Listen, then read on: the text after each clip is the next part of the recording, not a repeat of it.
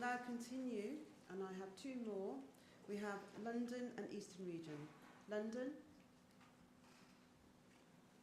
Is there a microphone?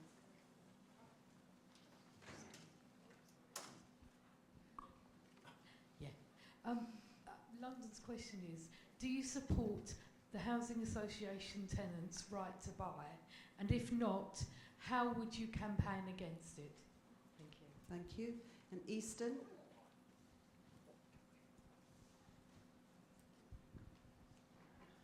Hello panel. My name is Steve Smith. I'm a PCSO Clacton Police, well at least this week I am, and I'm with the Clacton CLP. Unfortunately, having the only UKIP MP in the country as my MP, but I'm also proud to be part of a region that has increased its Labour MPs by 100% during the last election. I know the number's small, but from little acorns do mighty oaks grow. My question, how would you, as leader, ensure that our members, the public and historical natural Labour voters find hope in the Labour Party, and how to stop people voting UKIP? Thank you. Liz? Okay, what the Tories are proposing on the right to buy in housing associations, look, it is an unworkable, uncosted, back-of-the-fag packet policy which is going to make the housing crisis in this country far worse.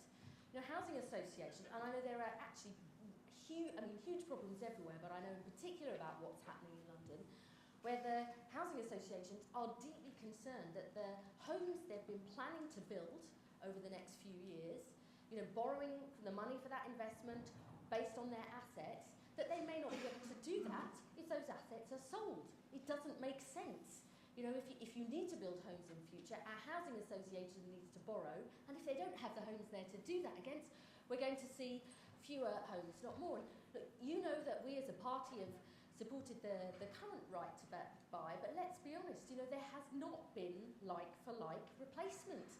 At the moment, for every 10 homes sold, we're only seeing one replacement, and that is wrong. We have got to get to grips with the housing crisis in this country. We're building nowhere near enough affordable homes for people or social housing.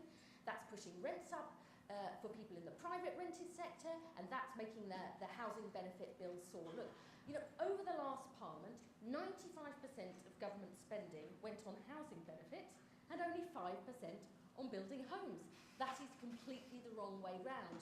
We've got to move that spending from benefits to bricks. So we need big reform of the system, and what the Tories are proposing is going to make, you know, the dream of home ownership for many people far, far worse, and it's going to, you know, keep fueling the prices in the private rented sector, and that is building up, you know, the seeds of a future a crisis in future.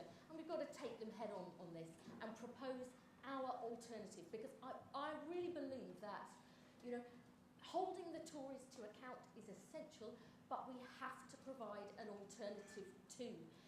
People have to have confidence that we have something else to offer, as well as opposing the Tories. And on UKIP, look, you know, my own constituency, I represent a seat in Leicester, very diverse city, but in my seat, 20% of the votes went to UKIP, and I know in the Eastern region there's been a real problem. And just this week I was down in Kent in the Medway towns, where they've seen a huge rise in the number of UKIP supporters. And the question of immigration, we all know how difficult that has been, how angry many people feel about it, but how difficult this question is for us as a party. And how I always deal with it is that, you know, people who come to this country from Europe should come to work and not claim benefits. We need clear, strong rules that people follow.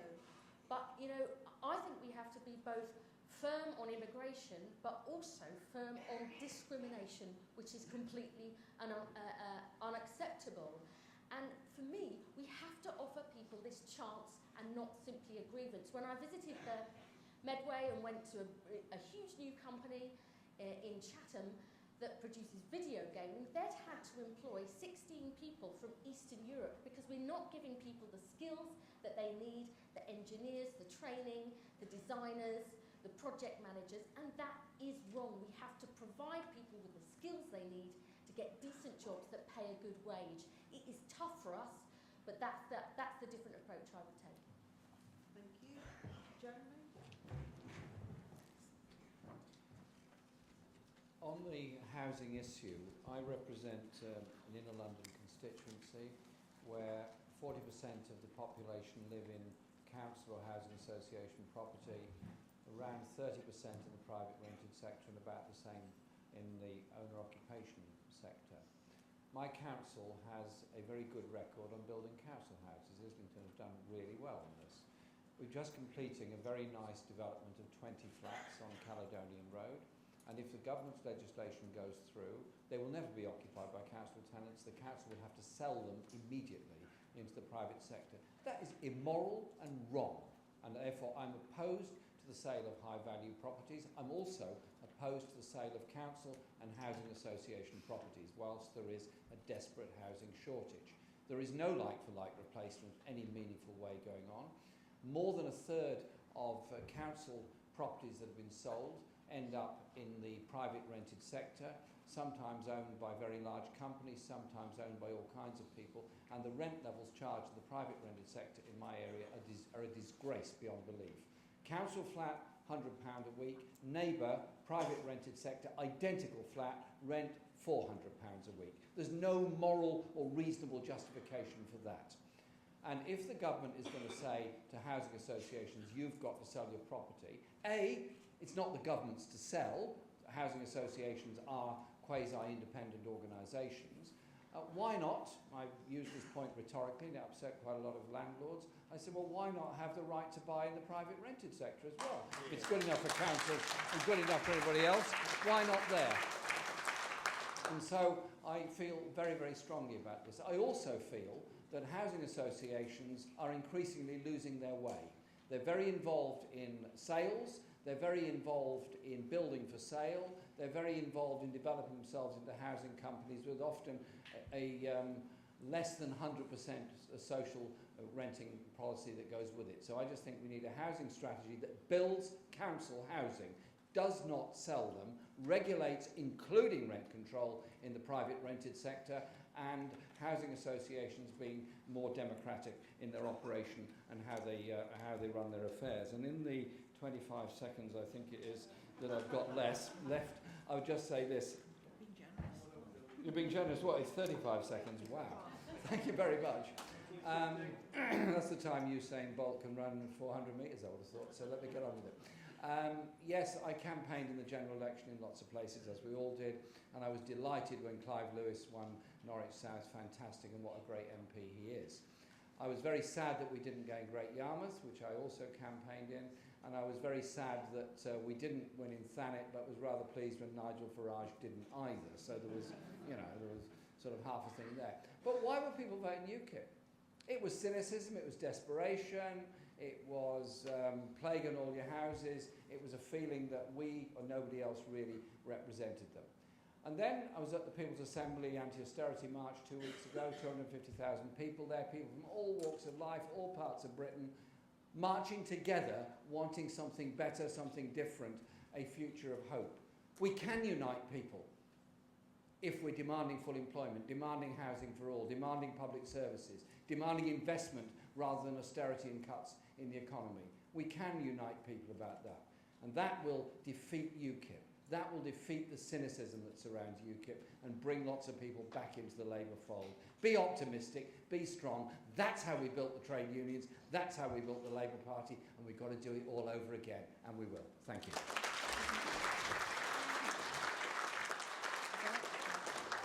So the problem with the government's plan on their right to buy for housing associations is they've got a £4 billion black hole in that plan, and where's that money going to come from?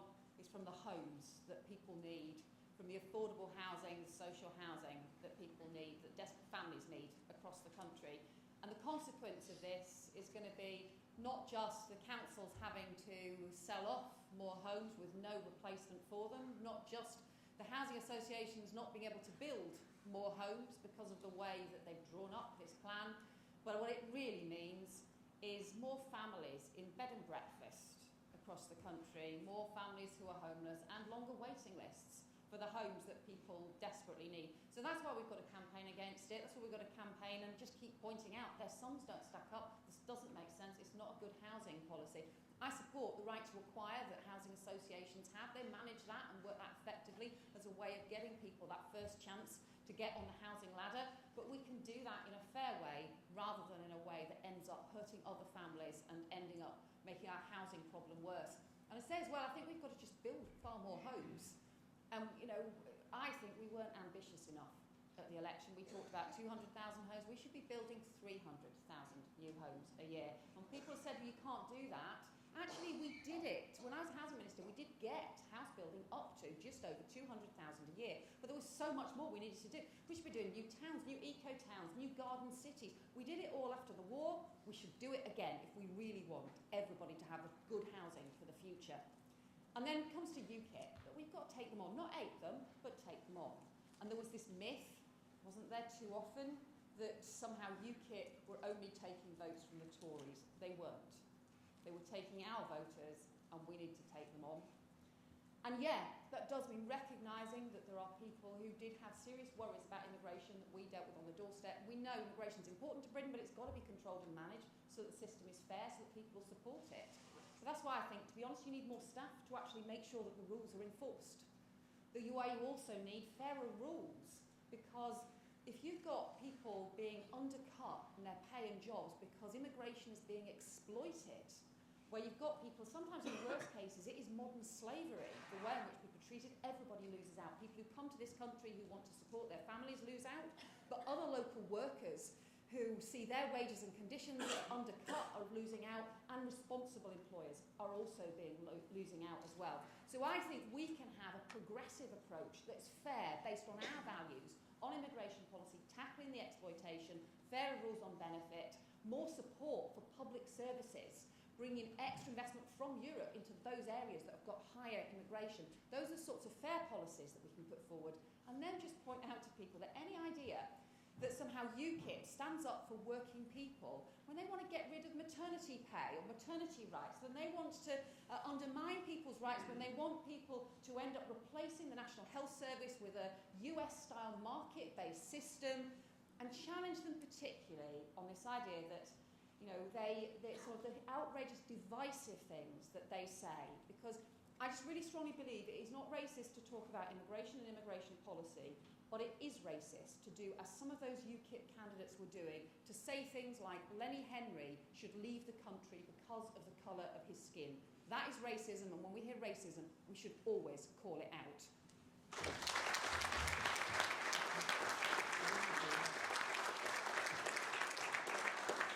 Thank you. On the first question from London region, the question was how to fight it.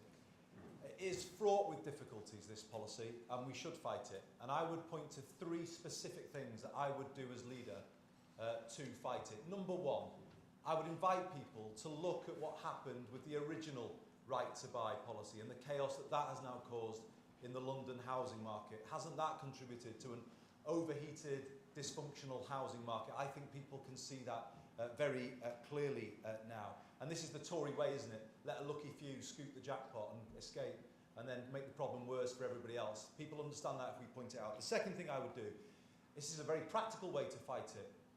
Have a law as part of the bill that goes through. If you're going to take one out, you've got to put one in. You've got to build another one to replace it. As simple as that. And I think the public would understand and support that. But the third thing we've got to do is have a proper Labour housing policy. I'm not sure we've had one for quite some time. We didn't build enough council houses when we were in government. So I've set out some very clear proposals on this, as what my housing policy would be. Number 1, I would give our councils freedom to borrow to build homes for people. Rent to own is the idea, that people can rent a home and in the long term they can eventually own it, particularly for first-time buyers and for key workers. That is something that I would do.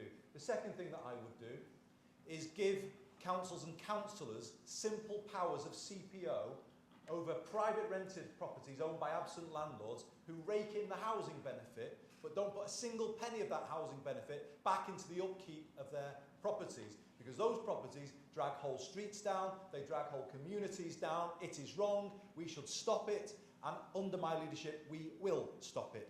The third thing I would just say is we need to revive the dream of home ownership. It's died for millions of people out there, and if we're going to be a party that speaks to people in the south or in the east, we're going to have to show how young people particularly can get back on to the housing ladder, and the policies that I've just mentioned are a way of doing that. On the second question about UKIP, I think this goes to the heart of our problem, to be honest with you, as a party. It really does. And I think you'll know the truth of this when I say it. There are millions of people out there who've lost their emotional connection with the Labour Party. They have seen their communities change, they have seen their workplaces change, but they have not heard from us any recognition that we understand that change. In fact, they look at us at times and they see a Westminster elite that doesn't look like it understands their lives, and consequently they've started to go elsewhere. And the warning I would put to everybody, all of us, is this: that's the sentiment that's out there. If we go into a European referendum without changing this, couldn't it cement that feeling across the north and the Midlands and the south, and do there what it happened to us in Scotland with the independence referendum? This has to change. We have got to get our feet back on the ground in those communities. It's not about having loads of policies, it's just showing that we understand what their lives are like, that we care about it. We're not a Westminster elite that kind of talks a different language and doesn't provide a party that they can relate to. Yes, we need to have real changes on Europe, stop the undercutting of wages. We need to have a stop on jobs being advertised exclusively overseas. We need more help for those communities, really changed by rapid migration, more funding for primary school teachers, for GPs. We've just got to show that we understand what's going on there, and this Labour Party is working with those communities to manage the changes that they're going through, because at the moment they look at us and they just don't see or feel that.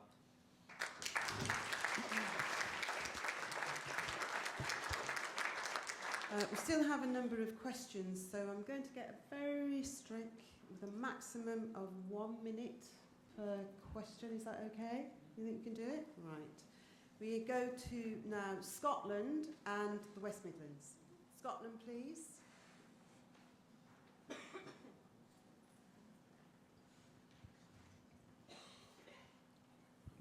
Good afternoon. The Scottish Labour Party elect its own leader and deputy leader, and already has policy and organisational autonomy over all matters devolved to the Scottish Parliament. Do you support the further devolution of party organisation, such as staffing and CLP management, or a more federal party or policy structure on reserved matters, or even an independent Scottish Labour Party, or do you support the continuation of the branch office approach? West Midlands. Thank you. On welfare benefits, what are your views and how will you counteract the Tories' attack on them? Thank you. Okay, thank you. So we've got Jeremy. 1 minute. 1 minute for each question. 120 seconds for both. Absolutely. Thank you. Thank you. On the question from the brother from Scotland, it's obviously wrong to treat the Scottish Labour Party as a branch office as a whole, and that is very discourteous to people in Scotland, very discourteous to the activists in Scotland, so absolutely that has to end. There is a Scottish Labour Party, there is a clear identity of the Scottish Labour Party, and I think we should consider the whole question of a federal structure in everything in the UK, because in reality there are very different forms of government between England, Scotland, Wales and Northern Ireland, and even differences within England. London has different powers, Manchester has different powers and so on. So I'm very keen that we should have a serious discussion about how we devolve powers in government and how we should also devolve powers within the Labour Party. And if it's agreed by members in Scotland and elsewhere that we should have a federal structure in the Labour Party with a separate identity in Scotland, I'm okay about that. But I think that needs to be a very serious discussion. I don't think it's up to any of us to say now this is the blueprint for it. But if we're to win back in Scotland, then we've got a very big task ahead of us. The Better Together campaign was, I think, a political mistake to join up with the Tories, and nobody's forgotten or forgiven us on that. And I was talking to a group of members and activists in Edinburgh last week, not all Labour Party members, but some were, about the way forward. And they said they have to expose the SNP's economic strategy. Because if the SNP want and get their fiscal independence, then in reality there would be turbo austerity in Scotland at the present time. The SNP did not protect the public ownership of the railways in Scotland and are busy supporting the privatisation of CalMac at the present time. We need to get with the rail unions and the others in defending CalMac. I think it's very important. Second point, in the remaining 36 seconds I've got, or whatever, 21 seconds, oh, we're back to that figure. This is Usain Bolt in the 200 metres this time. I'm going to vote against the reduction in the benefit cap. I vote against it because I've seen the effects of the benefit cap in my constituency, where there is social cleansing of people in the private rented sector out of central London. I want a welfare state that doesn't subsidise private landlords, that instead controls rents. That's a better way of saving money, just as much as raising wages reduces in-work benefits. But we need to be proud of a welfare state that cares for all. Nobody should be destitute in modern Britain. Nobody should be sleeping on the streets. Nobody should be homeless. We do that for the health service. Let's do it for the welfare state as well. Thank you. Yeah, we've got to support our Scottish colleagues in what's a really difficult time for them and recognise all the reasons why we lost so many votes, not just in the shadow of the referendum. We also know when there's falling living standards, it's fertile ground for nationalism to build. And we've seen it not just in Scotland, but also the Tories trying to exploit it, in England, UKIP trying to exploit it as well. So I think we should be supporting our Scottish colleagues and having more devolution, including party organisation as well as on policy. But I talked to so many of them about whether they wanted an independent Scottish party, Scottish Labour Party, and so many people said, look, these are principles that we fought against as part of the referendum, because in the end we believe in that sense of solidarity, that we are stronger if we stand together than if we leave people to sink or swim alone, and we should care just as much about children who are growing up in poverty in Lanarkshire as we do in Leeds, and we should share that common sense of values and that common sense of us needing in the rest of the country to support the Scottish Labour Party right now. But it does mean taking them on, and taking on the SNP when they argue their so-called end to austerity policy actually means full fiscal autonomy, which is £7 billion more of cuts in Scotland. That is not good for the Scottish people, it's not good for Scottish public services, it's not good for inequality in Scotland, and it goes against Labour's values. So we've got to campaign hard on that. When it comes to the what we do in terms of the Tories' approach to welfare, and I think there's a series of problems with what they're doing. It's not just that. You know, a lot of this is about housing costs, and it is, you know, a lot of the pay is actually going directly into the hands of landlords because housing costs are so high, and that is why we should be building more homes and not ending up squeezing people who are often either in work or not in work, who are desperate circumstances. I think it's really important that there are savings made and that you always look for ways to get more people into work, and that value of working hard has always been a really important principle that I will always stand up for. But I had, when I was about 20 years ago, I had 12 months when I was too ill to work and was desperate to get back to work, and I had to claim benefits in order to pay the rent, I had to pay benefits in order to pay the bills, and at every stage I hated it because I was so desperate to get back to work. But so many of us, you never know what is going to happen to you in life. You never know when things are going to go wrong and when you need other people and our community and the state to support you. And so for that reason, whilst I'll always support the principles of welfare to work, I will also never, never attack those who cannot work as being work shy or being somehow benefit scroungers. I think that's morally wrong. We should have principles based on respect as well as on responsibility.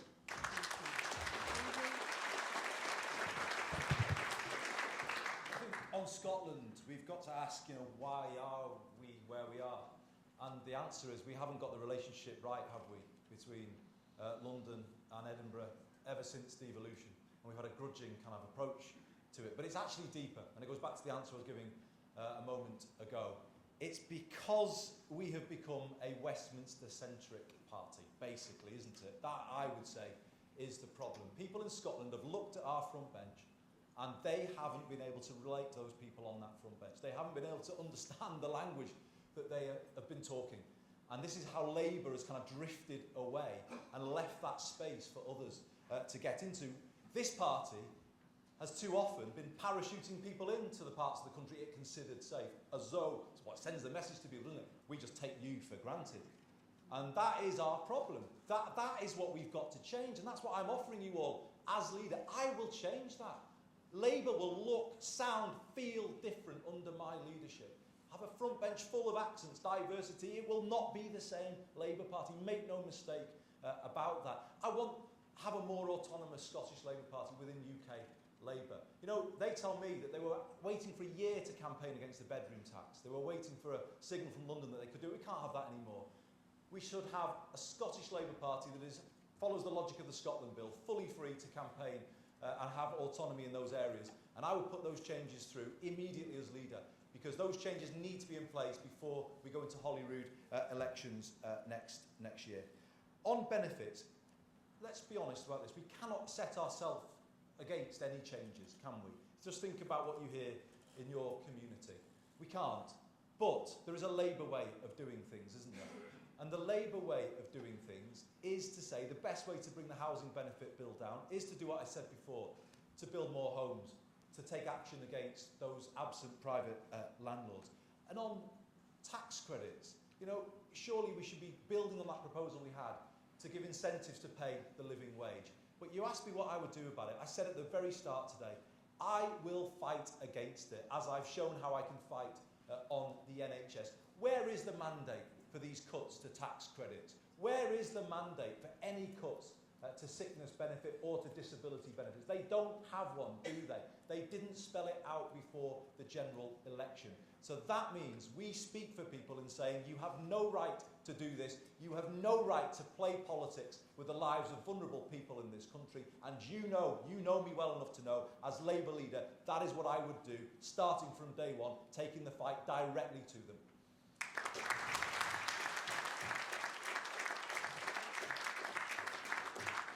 Okay, I don't believe in having an independent Scottish Labour Party. Look, we just fought a referendum saying, you know, we are stronger when we pool our resources and share our risks as a country. Why would we argue the complete opposite for our party structure?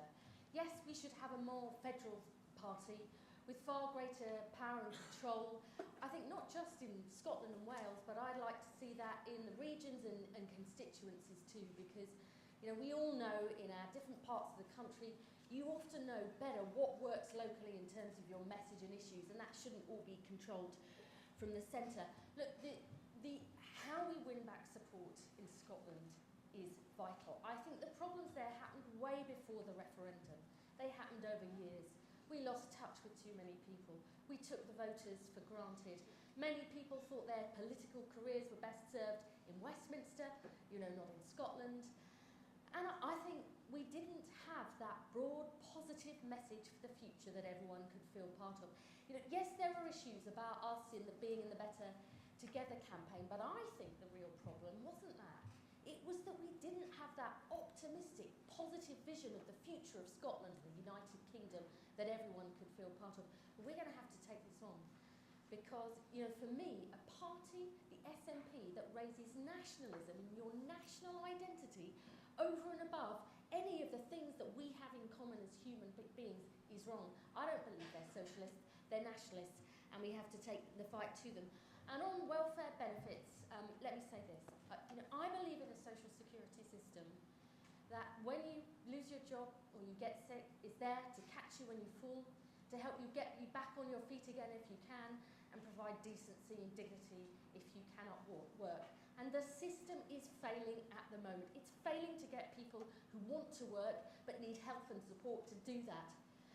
And it's failing to provide any kind of decency and dignity, particularly for the many disabled people who've been harmed. I am in favour of and strongly champion welfare reform and Labour's welfare reform. I want to see the £27 billion a year bill for housing benefit come down by moving spending from benefit to bricks. I want the £30 billion a year taxpayers pay to subsidise living wage society. And I always want people to be better off in work than on benefits. I believe those are Labour values and they're values of the people that we need to win back trust. We know on the doorstep concerns about what we're saying and doing on welfare are really important. We've got to face that head on and provide that clear Labour alternative, and that starts from day one. Thank you. Thank you. Delegates, we need to really stick to our agenda, so we will roll the other questions in this afternoon's session. Can I ask the candidates to make their closing 2-minute statements, please? And Andy. Thank you.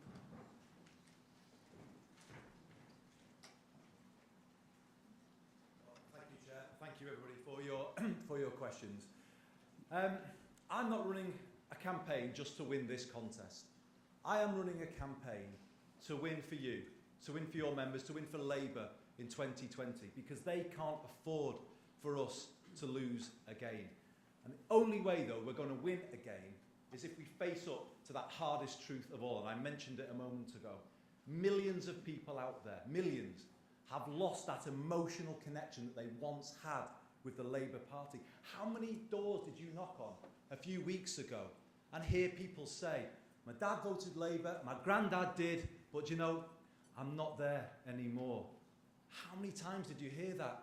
And how much longer are we going to hear that and not do anything about it? We have to change that, and I will change that. I will change the Labour Party. I will take it out of the Westminster bubble. I will be a leader who people can relate to, whose voice will carry into all the nations and regions of our country. I will have a front bench full of diversity and accents. I will trust our councils and our councillors again and give them the powers they need to do the job. But you know, I'll do something else as well.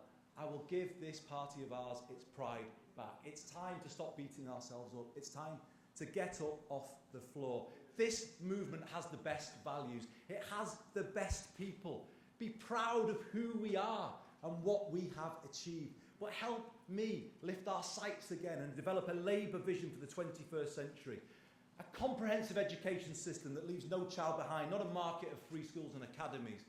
Home ownership, a dream for everybody and a secure home for all. A national health and care service that supports people with dementia and autism as well as it treats cancer. That's a Labour vision, isn't it, for the 21st century, that can give people the hope that they need. And I think that is how we go forward as a Labour Party, a party that leaves no one behind, that helps everyone get on in life. You've seen the polls. You have seen that I am the person that can put this party of ours back in touch with the public. I just don't want to give the Tories a problem. I want to beat them. I will make us win again. Join me, be part of my campaign, and let's get this proud movement of ours back on its feet and back where it should be. Thank you very much indeed for listening.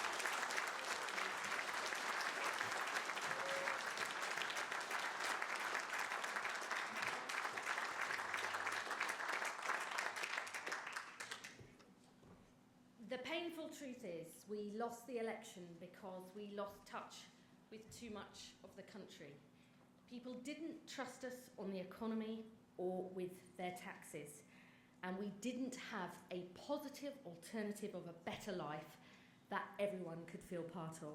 We've had our worst defeat since 1987, and things could get worse with the boundary review and with UKIP being second place in so many parts of the country. And the scale of this challenge means we cannot stick with what we've been saying for the last 5 years, or with what's comfortable and familiar, or with just a little bit of change. We must face the challenge head on, turn the page, and make a fresh start. And I'm standing to be Labour's first woman leader and Prime Minister, because I believe your chance of fulfilling your potential should never depend on where you're born, what your parents did, your gender, sexuality, or the colour of your skin. And that's the only way we'll create a strong economy and fairer society where everyone can succeed. I champion great businesses and sound public finances, because without that we can't create the good jobs or invest in the public services people need. And I believe in solidarity, that through the strength of our common endeavour we achieve more than we do alone. So we've got to work with every part of society, our councils, schools, businesses and unions, to create the opportunities of the future. We've got to get power out of Whitehall and down to our cities, towns and counties to drive our national renewal. And we must be an open, confident, modern party that engages with the rest of the world. We're members of the Labour Party because we're angry about injustice. We're not satisfied with the world. We're hungry for change, but we must offer people a chance and not simply a grievance. I won't always say what's comfortable for our party, but I will say what I think is right, and I'll be the leader the Tories fear. Together, let's change our party, win in 2020, and change the country. Thank you. Very well.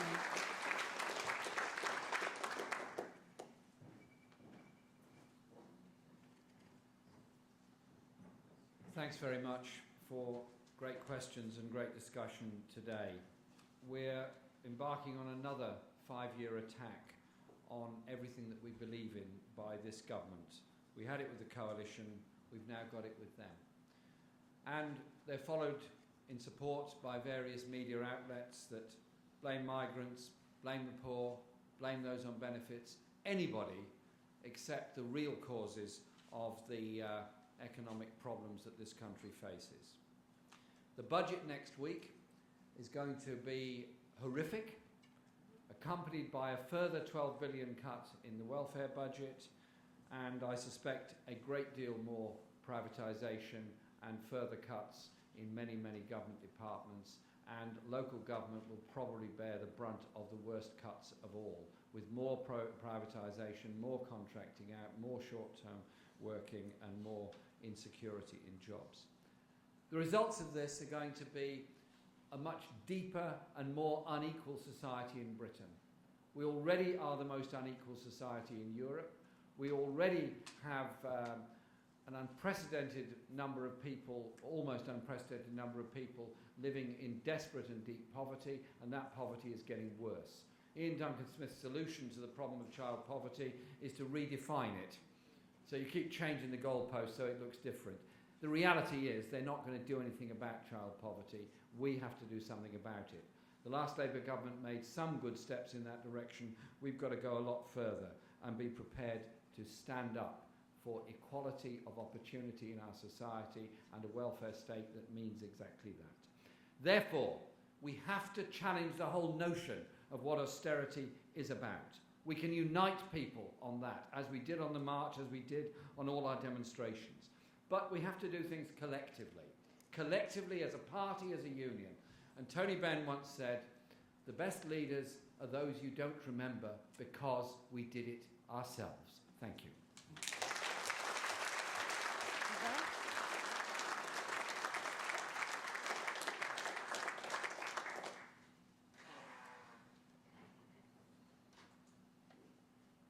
Thanks. We've had a really good debate this afternoon, but we also know that we're only here actually because we lost.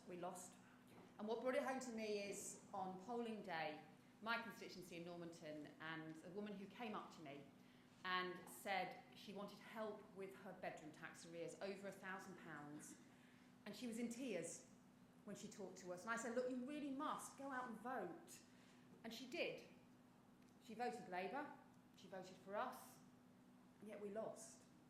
That bedroom tax is still in place, her arrears is still in place. And I feel like we let her down. Because although we won in Normanton, we lost in Nuneaton, we lost in so many other places across the country. There's so many things that we want to change. And that's why we have to win next time. So when in 6 weeks' time you choose the next leader of the Labour Party, make sure it is someone who you are confident can be a Labour Prime Minister, because that is what voters are going to be looking for from the start. Someone who is strong enough to take on the Tories, but also to make sure that we have that vision for the future, so that we can appeal not just to people's hearts, but to their heads, not just to their heads, but to their hearts, to appeal head and heart, voting Labour for the future. Because people knew that we wanted a fairer country, but they just didn't really trust us to deliver it. And we need to do both. And I think we can do that. And I think that is about the vision, about new jobs for the future, the public services for the future, the fairer country, the childcare revolution. It's also about standing up for our values. And for me, a lot of that is about championing women's equality. It's what I've always fought for, and I know I'm only here because I've had more chances in life than my mum and my grandma because of what the Labour movement did. And yet I fear the Tories are turning the clock back for our daughters. We know David Cameron has a woman problem. So let's give him an even bigger one.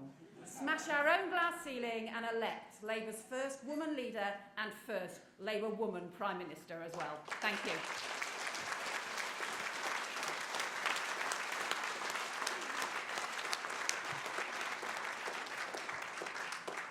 Right, I'd like to thank all the candidates for their contributions today. And I'm going to wish them all well for the coming weeks, when they will be facing similar questions and audience around the country. Delegates, we now have lunch, and can delegates be back promptly at 2 o'clock so we can start this afternoon's hustings on time. Thank you. And can I thank you all to the candidates, please? Thank you.